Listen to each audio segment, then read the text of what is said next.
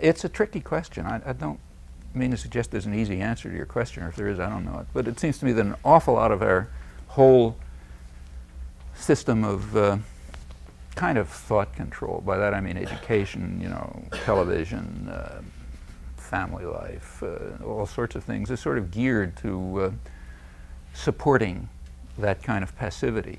And institutions that break out of it, as the labor movement does, they are subject to a lot of, they're crushed insofar as one can crush them. I mean, the labor movement always broke out of this. Its picture was always different from the very beginning. You go back to the beginnings of the labor movement, it's, you know, farmers bitterly opposing the degrading and oppressive modes of industrial capitalist organization that were being forced on them. Actually, one of the most interesting books I know, if you haven't read it, I'd urge you to, is the first modern book on labor history that I know of, by a guy named Norman Ware, around 1924. It was just reprinted, so it's easy to get, but it's about the labor movement in eastern Massachusetts around 1850 and 60. It's mostly quotes from the labor press, which are just fascinating. It's mostly young women from the farms, what they called factory girls, like 18-year-old kid comes in from the farms and she's working in the mills in Lowell, or artisans in Boston, you know, and people like that. They had their own press. They had a very lively, extensive press, big, in fact. You know, it's like the scale of the commercial press in those days. And it's very interesting. I mean, it's very eloquent, it's very well written. They took for granted, as the labor movement always has, unless it's beaten out of people's heads, that those who work in the mills ought to own them. They regarded industrial capitalism as just another form of slavery. This is without, you know, no Marx, no socialism, you know, no foreign radicals, none of that stuff. It's all just working people from their own experience. You know, very literate, incidentally. Like one of the things they complained about was that their culture was being taken away from them. Like an artisan in Boston, if he had a little extra money, would hire a boy to read to him, and that meant read classics. You know, they regarded they said, look, the values that we fought for in the American Revolution, they're being taken away from us. We're being forced into another kind of tyranny, which we don't want, namely the tyranny of the hierarchic industrial system. And they also opposed what they called the new spirit of the age. This is like 1850. The new spirit of the age is gain wealth, forgetting all but self. Okay, ever hear that one? A little fancier, but the same thing that is drilled into everyone's head every day, today. You know, you got to gain wealth, forgetting about everybody else. Well, they were trying to drill it into people's heads in 1850, and they were resisting it because it's degrading. You know, it's not the way human beings are. It takes a long time to drive normal human sentiments out of people's heads, and they keep popping up again. And in fact, I think, at least it looks to me, the whole history of the labor movement is a struggle against the new spirit of the age. Well, that's one of the reasons it's constantly repressed. And other independent efforts are also constantly repressed, not always successfully. Like, the world's a lot better than it was 100 years ago, or 50 years ago for that matter, because these struggles tend to, you know, they get repressed, but they leave a residue. They have successes, and then they're beaten back, and then they go on from those successes, and over time it sort of gets better. Structures that are based on authority and dominance will just normally act, without anybody even thinking about it, to block such tendencies.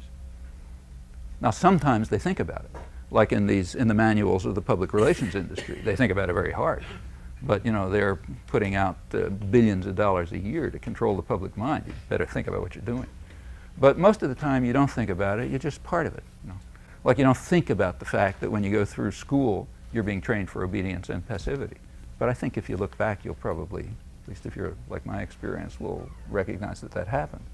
And when you watch television, let's say, you know, some sitcom, you don't think, well, I'm being exposed to the Mohawk Valley formula, but you are. I mean, that's the picture of life that's presented day after day after day. On, you know, like people have personal problems or something like that, but nothing that would bring them together to work for some, you know, to struggle against the new spirit of the age. I mean, what's the last time you saw a sitcom about that? And in fact, what you get is this, you know, this stuff that flows out of the PR industry, very consciously. You know, I mean, in that case, it's mostly conscious. Another aspect of it is demonizing labor. So a major element in the huge public relations propaganda after the Second World War, was strictly demonizing labor. And the labor movement knew that. There was a fairly substantial labor press even then. As late as the 1950s, there were still about 800 labor newspapers, which are reaching maybe 20 or 30 million people a week. Not commercial media, but pretty substantial. And they're interesting reading too. They were trying to, as they put it, provide. This is just. I'm not talking about anything radical. It's like no left-wing press or anything. Just labor newspapers. The conservative American labor movement. We're talking about developing antidotes to the poisons of the kept press, commercial media, who were demonizing labor at every opportunity and trying to undermine our achievements and glossing over the crimes of the corporate rulers who run the society. Stuff like that. There's a good book on this one too.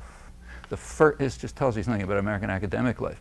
The first study that I've ever heard of, in the United States on this major theme of modern history just appeared. University of Illinois Press. It's a book called Selling Free Enterprise by a woman named Elizabeth Fones Wolf, F-O-N-E-S-Wolf. It's kind of apolitical, but she doesn't have, as far as I can see, any special point of view, but the material in it is pretty revealing. It's the next part of the story that I was going to get to. This hazard-facing industrialists, and the rising political power of the masses that led to the Mohawk Valley Formula and so on, that terrified the daylights out of the business community. Now, it was kind of put on hold during the Second World War, but it took off immediately after the Second World War at a huge scale, instantly, And that's what she's talking about, selling free enterprise. The idea was, as they put it, remember that the United States came out of the Second World War pretty social democratic, like most of the world. Just like those Italian workers who had to have ideas about worker management beaten out of their head by force. An awful lot of people in the United States too, like maybe half, thought that there ought to be popular control over industry in some fashion. This is so exotic in the United States that the fashion was never described, but somehow that the government could do a better job than private power, things like that. There was enormous support for social programs, medical programs and so on. That had to be beaten out of people's heads, and fast.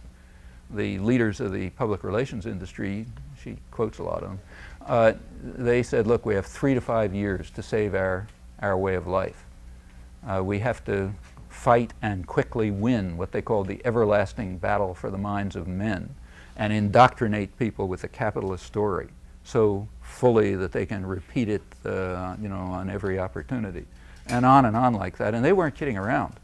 I mean, for example, about a third of the material in American schools, elementary schools, was coming straight out of corporate propaganda offices by the early 50s. Sports leagues were taken over, the churches were taken over, the universities were attacked. I mean, it was across the board, major effort to try to win the everlasting battle for the minds of men. And it's still going on, I mean, here it's conscious. That part of it's conscious. Most of the participants, it's just, it's in your bones. I mean, you've gone through especially if you've been through an elite educational system. And then you're really deeply indoctrinated in it. So I don't know how to measure this, but like personal feeling is that you find more passivity and obedience in the elite centers than you do, like, out in the streets or in the state colleges.